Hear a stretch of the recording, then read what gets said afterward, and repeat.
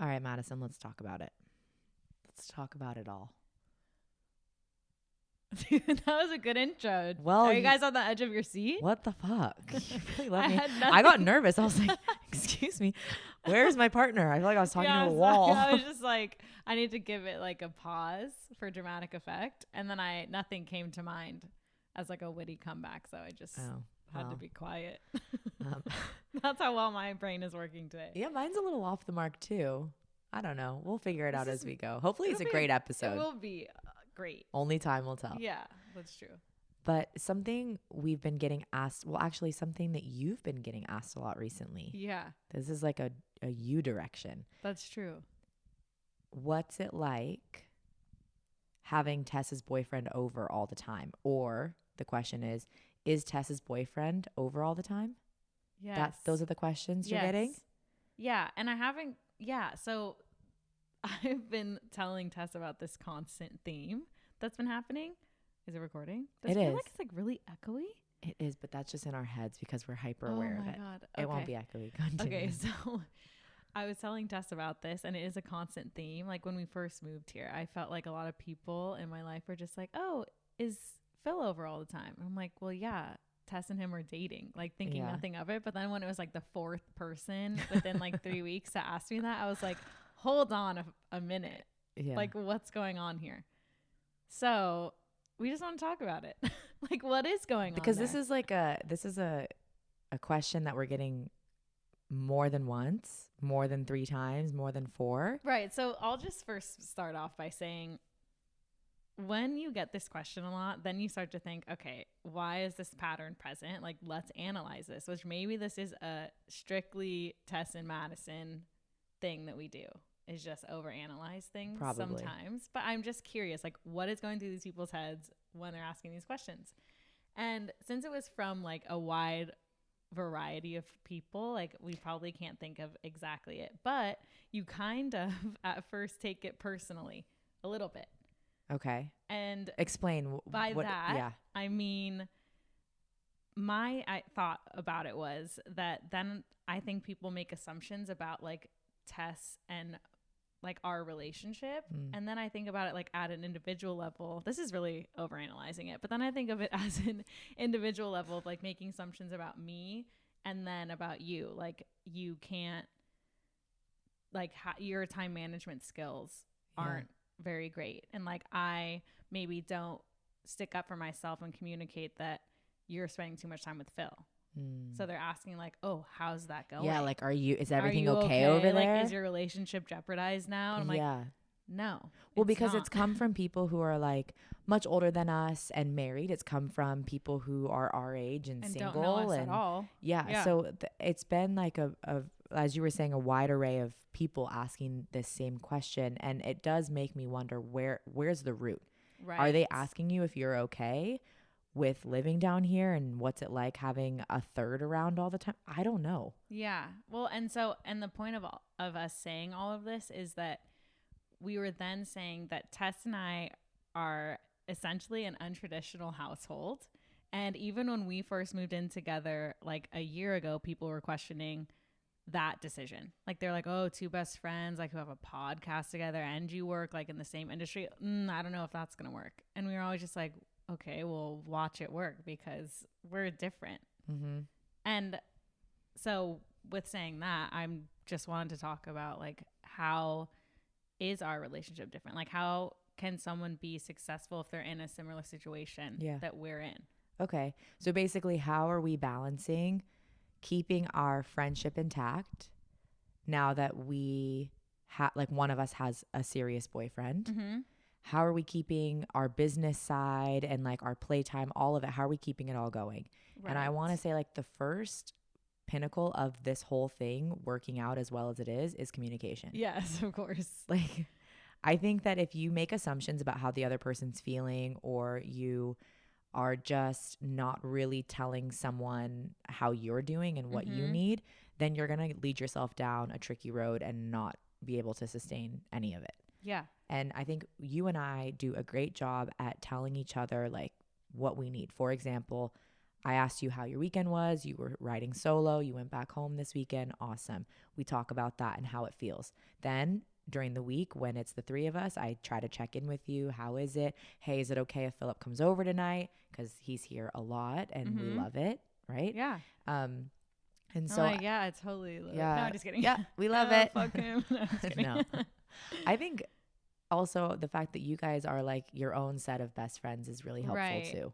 Yeah, and I always think about that because I'm like, oh, it's really like I already feel very grateful to have like you and him in my life, but like it's exciting to like watch our relationship grow, like me and Phil's. Like I think it's like kind of funny. It's cute. And but then I just think like our situation is also different because like we're all coming together as like I don't know, like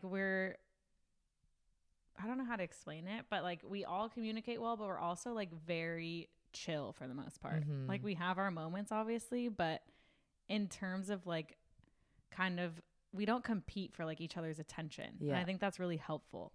And I think that's when things get a little rocky. Yeah. Like that's how I would imagine if I was like jealous of Phil because I'm like, oh, well now all of my time's gone because he's soaking up his fucking portion of Tess. Like, it just balances out. I don't know really what the recipe is, but it just seems like everyone is respectful of each other's time and energy and attention. And we all just like include each other. Yeah. And we're know very when like conscientious. Yeah. Thank you. Oh my God. Dude. I'm not even saying it. We're very aware. We're very aware and considerate. Oh, considerate. Of each other's time and feelings. Yeah. Yes. Yeah. And I think we all know when to take a beat from each other, right? Like anytime you have even just two people living together, you have to just be aware of how the other person's doing and what they need. And I think the three of us do a great job. Yeah, absolutely. And there was one other thing that I was going to say, but I kind of forgot. Because you're stuck on conscientious. Yeah, damn it. Aw. Come back. Yeah, we'll come back maybe.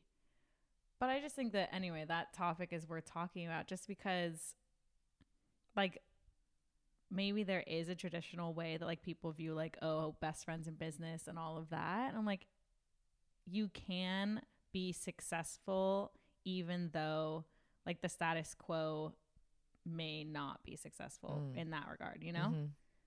And we're living proof of that. Right. And I also think, okay, if I go back to like the question itself of like, oh, what's it like or how is it, you know, now that he's always around or whatever.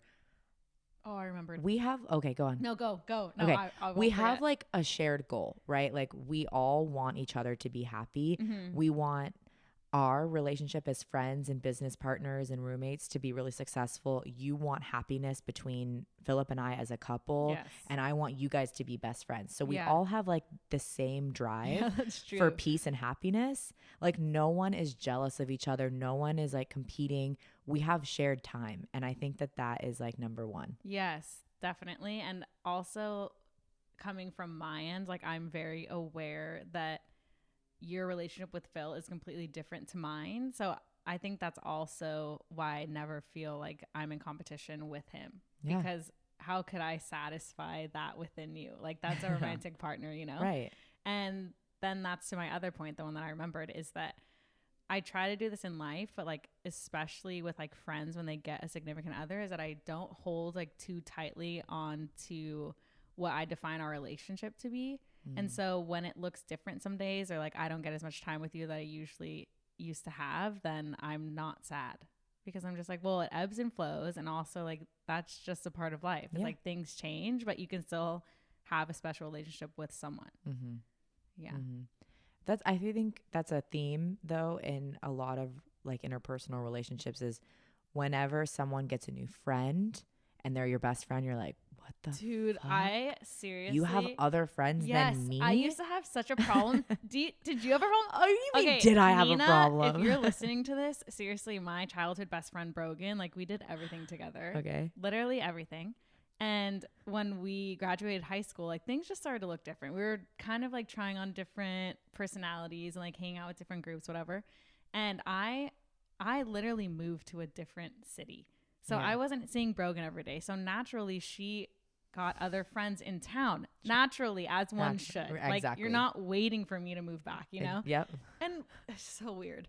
And so I remember going, like, I was like a night we're gonna go out and meet her new friends. Like, I was gonna be introduced to them, and I was the biggest bitch in town. Like, seriously, I was so rude. Because you don't know how to act. I did not know how to, and I was jealous. I was seriously like, you fuck feel these people. Territorial. Yeah, for taking my person away. Yes, even if they were the sweetest, nicest, I would feel like that too. Like if my parents started dating someone.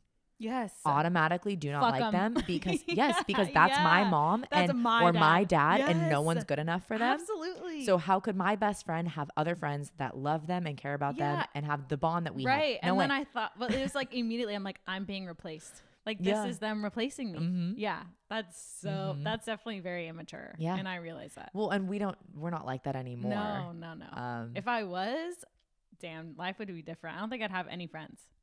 Yeah, well, especially at this age, right? Like we're in our late 20s. People are getting married, having babies, moving out of state. Like there is no possible way that our relationship with our best friends could ever stay stagnant. Like it needs to evolve. You need to have your own lives and be able to come together. And I think like how we have our own lives, we share a lot of our lives together, but we have our own, and it's more for us to talk about and relate to each other on and like support each other on. Like if we only had each other and that's all we did every single day, life would get, I mean, it was fun, you know, it'd be fun, but it would also like, you'd need variety in there. You need other players to come in. Yeah, it's true. So I don't know. Yeah. I think it works great. I think so to too. answer everybody's question, Madison, are you happy with the dynamic? I mean, like, I am so honesty unhappy. Hour. Like, no, I tell how does it feel? Everyone who asked me, because I like when I first got the question, I was like, looked at them kind of just like, what the fuck, you know? Like I don't even know how to answer that because it is so chill around here. Yeah. Like, and perhaps like I did get lucky that you chose Phil as your partner because he's literally the chillest person in the world. And like when he's here, it's just like, you know, it's, I don't know. I just feel like very comfortable. So yeah. And on the other end of the equation, like I'll get asked questions like, oh, do you get enough time with Philip? Because like, I know that you and Madison are so close, you guys, you know, all that. Yeah, I get enough time with Philip. Like, yeah. And I've had conversations each with of us Tess. get our own time. I even asked Philip, I'm like, how are you feeling about it all? Yeah, I feel good. Like, and he would be honest with me. Like I've opened up the floor of like, honesty hour. Yeah. Do you feel like we get enough time to do our thing? Yeah. It's not a problem. Yeah. And I have told Tess this. I think it was like, I don't know. We like check in. Obviously, communication number one is I was telling her that I make sure to give you guys space, you know, but I also don't think I'm like very clingy anyway, you know, like sometimes I just like go do my own thing. Yeah. Yeah. Or a lot of the time I do that. Yeah.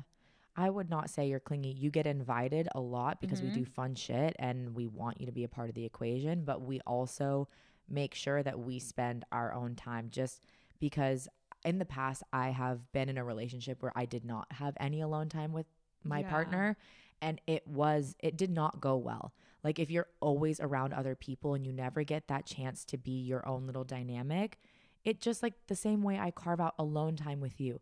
We need time just to be the two of us, not a third party sitting there. Yeah. Just like, how am I with just you? Yes. I make sure I get that with you. I make sure I get that with him. You guys are different players in my life and you both serve very important roles. And I'm going to nurture both relationships. I think the most frustrating part is like, oh, well, you got a boyfriend, so like go full board with him. I'm like, well, dude, I was just gonna bring this up. It's well, such I a am giving flow. him, yes. I am totally, my life is headed in that direction. But why do I have to jump the gun and like, okay, I have a boyfriend now, I can't have a best friend and roommate and business partner live with me. Why can't she be a part of the equation? Like, why can't we just hang? It's interesting that like people typically like the MO is like you choose one or the other. Like I was going to say that that's an example that I grew up with. Like I feel, which is different when I think you're married and you have kids, perhaps. I can't really like speak on that. Right. But I don't think like if I do have a family, I don't think that I'm just going to completely excommunicate with my friends because I am so involved with my family now. Like that is also my extended family. The community is important. But I agree, but I did not see that growing up. Well, yeah, but also I think back to earlier civilizations. Like you raised families as a large community. You were never in your own individual household doing everything that the next household is doing. Like you shared responsibility of children, of chores, of hunting, like all of it was shared. Why have we now segregated it so much to where it's single families only? I love the idea of a family unit. I'm big on that. Yes. I want it for myself, but I don't want to get to the point where it's like, oh, I only see Madison, once every 3 months. Like, what? Or like once a year, like on a holiday or something fucking weird, or like some get together. I think that, maybe that has to do with like American culture is that way, like very individual, Yeah. So I think that that's like what we grew up with, and I am not going to abide by those cultural expectations. Yeah. So, and also that's just like, that's so like our mission statement. It's just to like do things differently. That's just what it is. Yeah. It's working well for us. Everybody on board is happy. No one feels slighted, and we're good to go. Yeah. So if you were wondering how to do it, everything's great. You just communicate.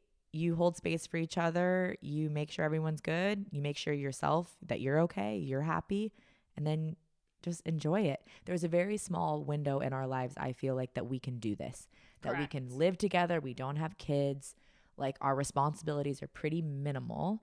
We're just like young adults that are like taking care of ourselves and our household, but like there's not much else beyond that. Let's just enjoy it. Like that's been our motto ever since, we've moved in together, is like, let's just ride this out. Let's just see how long we can do this for. Totally. And sometimes I forget that. But then I have like moments of like, yeah, we should be enjoying this. Even just like doing things that other people don't like moving towards our passion. I'm just like, just let us fucking do it. Yeah. Or like, I think even about this way, like imagine further down the line, I end up staying with Philip long-term, right? You get a husband. We do that whole thing. We have kids. And then we can tell our kids about how we all live together, and we share stories about that time in our life. Like that is just a blip in time that this is going to be. And I just want to make sure that we're actually just juicing it. We're enjoying it while we've got it. Absolutely. Yeah. So I'm not rushing to into like a married life where it's just one person and I like, let's just do this for now. Like this is fun. I feel that too. And sometimes and maybe this is like part of the human condition. Who the fuck knows? If you studied psychology and you know this, please message us. But I think about like, I compare sometimes my situation to like, oh, my parents at this age. And I was like, wow, the things look like so wildly different than their experience. But I need to not feel guilty about that. Like I make myself feel guilty of like, oh, well, I'm not this or I'm not that. But I'm like, but this is cool too. Yeah. Everyone's timeline is so different. Yeah, it fucking is. Yeah. And that's great. So we got one life. So let's just live with your best friend in San Diego. Like, why the fuck not? It's a fun time down here. You guys can join us if you want. Yeah. Okay. Something else we have on the agenda is our made up agenda. We're sticking to the timeline. Yeah. We're doing good. So you last weekend spent the weekend alone up in our hometown. Granted, you saw your family and other people, but like you were riding solo. Yeah. And recently that has not been the case. As we just discussed, we have the three of us, not always, but a good majority of the time. Like we come home after work, we're here cooking dinner. Philip comes over, we watch TV, we do our thing. Like it's the three of us. On the weekends, we go do fun shit together. And this was kind of your first weekend not doing that with us. And then this was also like your first weekend kind of like totally alone. Yeah. Like you weren't staying with family or anything. So how was it? I honestly had the best weekend that I've had in a long time. Like I feel like I really needed that. Yeah. And it makes sense that I feel like I needed that, because when I even was a kid, like that was like my time to recharge. And I was telling Tess that recently, like being alone has felt uncomfortable. Obviously being in a new town too it's different. Like when you're in your hometown and you're alone, it's like you're still comfortable because you're like, I know every road, like maybe I'll see someone at the market, or like this hike's familiar. But yeah, recently it hasn't felt like that, which is okay. And like I'm okay with feeling uncomfortable, but yeah, it was just really nice to like spend time with myself and like remember what brings joy like on a personal level. Yep. Yep. And so Philip is going on a month-long trip and you are going away, you're house sitting for like a period of 3 weeks. So for the next month, starting next week, the three amigos are not going to be all together. Dude, fucking flying solo in this Yeah. bitch. And no one's upset. No one's sad. No one's nervous about that. But I want to talk about how to keep yourself happy, motivated when you are alone and when you're not surrounded by your loved ones. Because for the next, 3 weeks, I'm to a month, I'm going to be riding. I mean, you're gone for another week. I'm going to be alone for a month. Yeah. Granted, I'll see you. I'll have my shit together. But, it's going to be like not what I've been accustomed to living down here. Yeah. And so I want to set up for success and I want to talk through how to find that peace and that happiness when you're alone. Yeah. And I think that it is honestly like a very important topic to talk about because I feel like as a society, or like from what I've noticed or observed, is like we're always doing things to like make ourselves feel less alone or lonely, like even if it's just like looking at your phone, which is fine because I do that too. Like who doesn't do it? But I think that it is such a gift to like spend time with yourself because it's like, I don't know, it's very rare that like the universe gives you this opportunity to be like only with yourselves, and like it's time to like explore in my mind, versus like feeling bad that I don't have friends to hang out with tonight. Totally. It's hard to draw the line between what is exploring and what is distraction. Like, are you distracting yourself from thoughts and feelings of being solo, or are you genuinely enjoying your time? Right. I don't know the answer to that. I don't either. I just had the thought of like, because I also think that they like line. blend into one in a sense. Yeah, I'm not sure because like when I spend time alone, it's like an opportunity for me to figure out like how am I doing in my life right now? Like, am I happy? And if I'm not, like what tools can I pull out of my personal toolbox to make me feel good about my situation? Okay. And when I get like an extended period of time alone, and sometimes you only get like an hour, like maybe I journal in the morning or something. Yeah. But I really, and maybe this is just like specific to me, like I'm always trying to like level up in a sense. So then when I have time to myself, I'm like, all right, let's like actually check in. And so I do. Okay. See, I think like when I've got time alone, because I am someone who can very easily just slip into like, no one's watching, by myself. Let me just go downstairs. Well, I'm just like, I can become like Slug woman. Like I really can. I can just like sink into the fact that freedom, like no one's holding me accountable to anything. Let me just like leave a dish in the sink and sit on the couch and watch a nature documentary for the next 2 hours, because I'm like, I put so much pressure on myself to be and do and grow, and that sometimes I'm like, finally no pressure, I can do what I want to do. Well, then, so I challenge that thought of like, maybe that's not a negative. And I don't know if you're saying it in like a negative way, but yeah, I just called myself Slug woman. Right. Well, so, dude, but then I just think that is what you need. Yeah. And then I'm just thinking like for the next month, I know I'm going to have a lot of time to myself, and it doesn't freak me out. I moved across the country by myself, like it's okay. But I'm trying to think, okay, how am I going to organize this to where I'm not becoming Slug woman? Like my brother's wedding's coming up, so I have to get a dress and shoes. So I have to make sure that's in order. I want to work out so I feel good in my body again. It's been, like since we've moved, I've been so occupied with work and stuff. I haven't been taking care of myself in that way. I want to go through my closet and stuff and like purge things. There's a lot of things I want to do in the next month that typically I don't do when I'm always with company, because I'm like, these are kind of solitary activities. Yes. That I don't prioritize because I prioritize my time with others. Right. Well, so then I think, and we were talking about this the other day, is that I think that this is your chance to mother yourself in a way. And that in my mind also includes tough love. So when you give yourself a chance to sit on the couch, and that's fine, and leave a dish in the sink, you know, however many hours go by, it's time to get the fuck up and clean your closet. Yeah, it like is. Take accountability, be responsible for your space. That's still showing love to yourself. Yeah. So, and then a part of me is like, well, don't book yourself out to where every hour of the day you have stuff going on for the next month, because that to me is distraction. You know, like that to me is just filling the time so I don't feel like I'm alone. And I have to make sure that I find the balance, which I'm sure I will.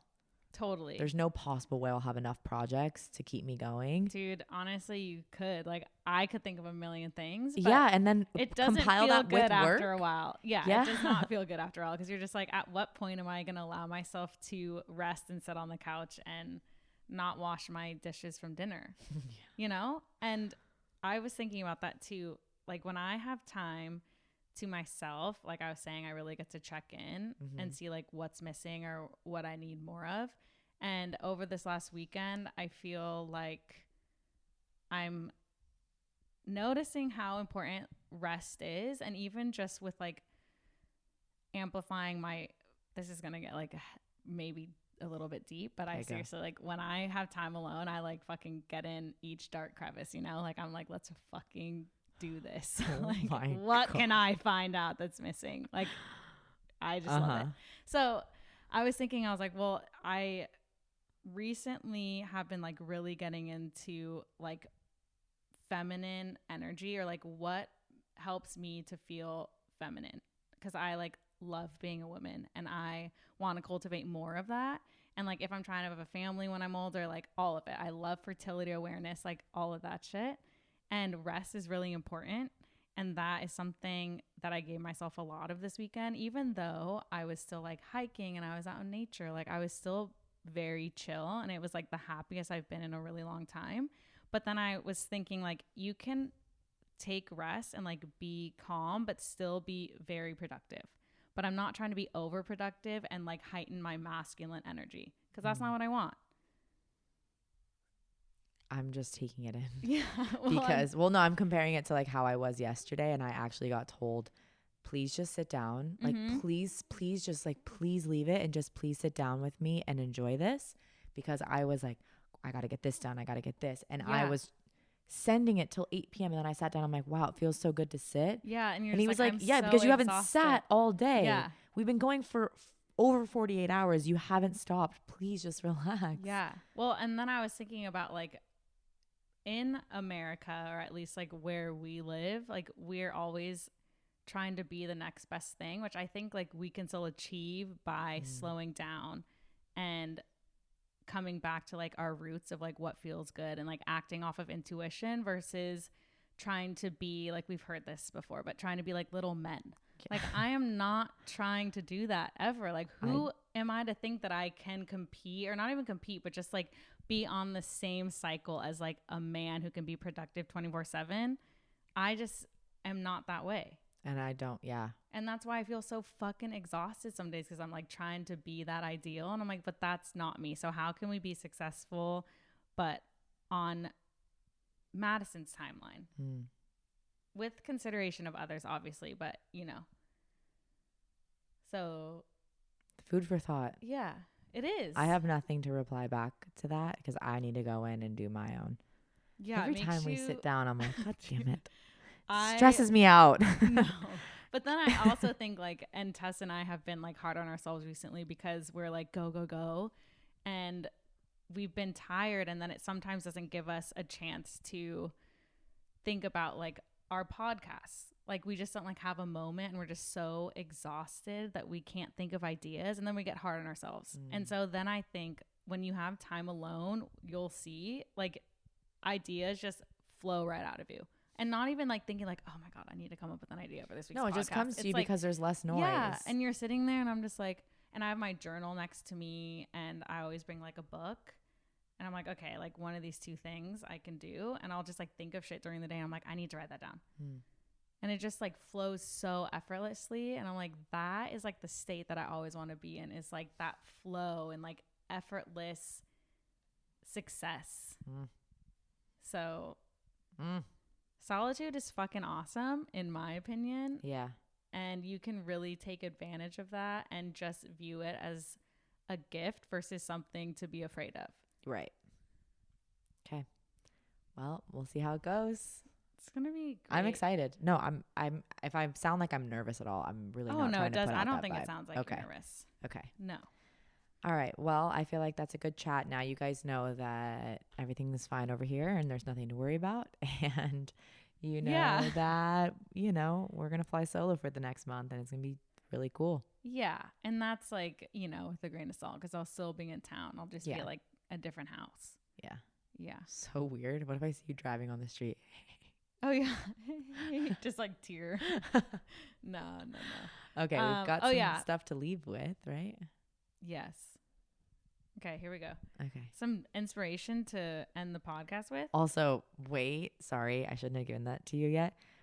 It was funny. We made a new friend like 2 weeks ago, and she was like, "Oh my God, yeah, I heard about your podcast." And I was like, "Oh, awesome," because someone had told her about it.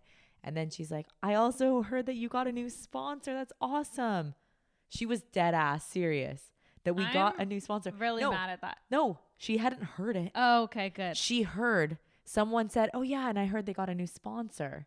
And she's like, "Oh my God, that's so cool." Like thinking that we actually got a sponsor. Little did she know it was Dung Pies. Dude, and that was just embarrassing. I didn't know how to tell her. I was like, "Oh, so yeah, so we actually didn't get a sponsor." We thought it'd be funny. Yeah, sadly, no. It's not really sponsored. It was a funny segment. No, but and this is weird now. Yeah. You're like, oh shit. Yeah, we did. Thanks for your excitement. Yeah. Oh my God. Yeah. Sometimes you just have ideas to do things and you do it and maybe you never want to do it again. What, Madison? I mean, I didn't send the ad that for a reason, because you don't want to do it. It's because like I felt secondhand embarrassment because you're going to be reading the ad. Like it doesn't even have, besides the fact that I wrote it, like I don't have to perform it in front of. Perform? Well, like I don't have to like say what I wrote for you. Like if I had to say it, Serious? I would just be like, well, it's not horrible, but it's just not good. Like it's just a lot. So maybe next week. Fuck. We'll see. Or never. All right. Okay. So. Okay. Here we go. You don't have to move fast in order to accomplish your goals. You have more time than you know. It's not a race, especially if you're building something meant to last. Aw, isn't that sweet? Yeah, it is. Especially because we have this idea that like if it doesn't happen now, then it's never going to happen. Right. And I think the good stuff is the building, like establishing who you are, what you want, how you're going to do it. I always had this belief that like if success came right away, would you know what to do with it? I don't know. You don't know until you're in the moment, but I like the idea that like you've created this strong foundation so that if it does come, you know what you're rooted in. Totally. And you know that this is strong. Yeah. And not that it couldn't strengthen if success came overnight in the beginning phases of us doing this. I'm sure we would have worked it out just fine, but I like that. Yeah, I like that too because I also feel like it will come like when it's supposed to. Yeah. So it's good. Great. Okay. Other one? Mm-hmm. The rock in your way is actually the stepping stone to your next level. It's a good one. That's true. Yeah, right? That's true. Yeah. Like the obstacle you're dealing with typically does help you expand and evolve. Mm-hmm. Yeah. Mm-hmm. So even though it kind of sucks, it's worth for the better experiencing. Potentially. Yeah. Yeah. Okay, last one. Okay. The universe always replaces what exits your life with something bigger and better. Don't be stuck holding on to the past or resisting change. Welcome new energy. Let go of what needs to be removed. There's great blessings in surrendering and allowing. That was like a 5-in-1. I know. Felt that when I was just listening to it, it felt like 5-in-1. It is. It seems. The universe always replaces what exits your life with something bigger and better. I think that's a nice thought. Yeah, agreed. Not for everything, Mm-hmm. Yeah, of course. I think about like when people lose people they love and stuff like that. Like that's, you know. Yeah. But I understand in like a more small scale. Yes. You know. Agreed. Yeah.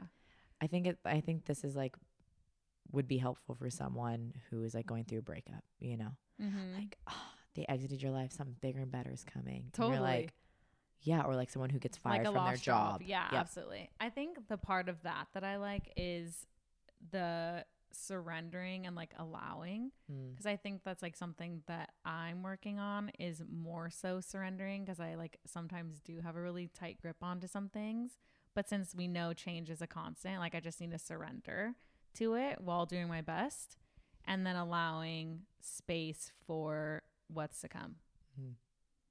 Yeah. So. Yeah. Cool. Yeah. Well, thanks for the inspo for the week. Thanks for listening, everyone. I am glad we sat down to do this. Me too. I gotta be honest, most days I just feel so tired that I'm like, how am I gonna do it? But like, just even when I get a second, like I have to remember that what I'm doing is I'm not like doing a podcast, right? Like I'm sitting down just to have a conversation with one of my best friends, and I'm going to learn something from her. So when I think about it that way, like at the end of every recording session, I'm like, yeah, I needed that. Yeah, me too. I needed that so bad. Yeah. And I always think like, even if I have like hesitations of like, oh, I don't want to do it today, I'm just like, how lucky we are to be able to like have the time to do this. And then like even this equipment, you know, or like the fucking thoughts in our head to come up with a whole 40-minute episode. Like that's so impressive. And we're so fortunate. Even like to have a hand to hold the mic. Like I'll think about those smallest details, dude. Thinking about how lucky I am to have all my extremities, like legs and hands and arms. Fuck. I really thank you. So little things. Totally. I'm not laughing at you. I'm just like, I mean, yes. Yes. Amen. True to that. Yeah. So if you're having a hard day, just be thankful, even if it's just for your body or like the car you're in listening to this. Yeah. Or the fact that you even have access to the internet. That's right. That's true. Okay, you guys, please make sure you're I meant to say this at the beginning of the episode and I never do, but make sure you're subscribed, that you've rated the podcast. To be fair, sometimes when I'm watching YouTube and like I'll click on someone's video that I don't really know, or like even I've seen like maybe 3 or 4 of their videos and they're like, hey guys, you know, welcome back to this and that. If you like this video, like it. And I'm like, okay, I'm 30 seconds into this video. Like, how am I going to like, I don't even know if I like your content yet. So I do like it. Like if you've made it to the end, or like if you understand the algorithm of like YouTube, then you'll know to like it in the middle, hopefully. But it's nice to say at the end as a reminder versus like at the beginning, hey, like and subscribe. And they're like, I don't even fucking know you. Yeah. And then sometimes it turns me off. I'm like, fuck them. Yeah. I'm like, don't tell me what to fucking do. I'm like, I don't even know who you are. I'm not going to do that. It's so ridiculous. Anyways, guys, now that we've made it to the end of the episode, please subscribe, like, share it with your friends. It means the world to us to have a growing community. So keep it going. Right. Also, I have not made a dating profile yet, but it's going to happen. Oh, thank you for the update. Yeah, people were asking. So no, they really were. Yes. Oh, I was like, who the fuck was asking? No, I will make it. We can make it tonight. There are some eligible bachelors who are asking. Okay. Has she created it yet? They're hoping to match so it's less awkward. Right. They don't want to ask you on a direct date. So I don't even have anything to say. We're going to make it tonight. I feel like we have free time. Yeah, fuck it. Fuck it, she says. I'm excited. I can't wait. All right, I'm going to post a picture of it on Instagram. The look on her face. No, you're fucking not. No. Madison, 28. Oh, I can't wait. Oh, it's going to be so fucking fun. Gotta go. Bye. Talk to you next week. Talk soon.